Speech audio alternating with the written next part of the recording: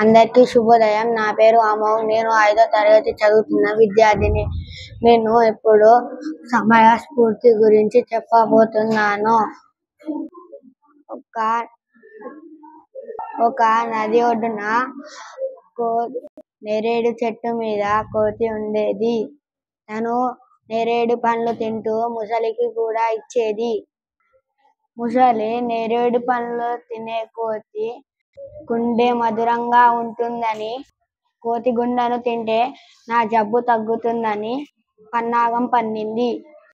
ముసలి కోతిని అతిథిగా ఇంటికి పిలిచింది. నది మధ్యలో అసలు విషయాన్ని చెప్పింది.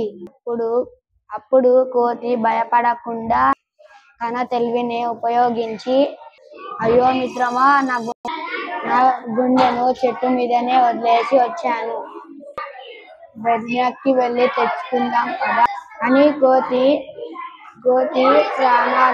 ముసలి నుండి తన ప్రాణాలు కాపాడుకుంది. నీతి: మనము ఆపదలో ఉన్న తెలివిని ఉపయోగించి ప్రాణాలను కాపాడుకోవాలి.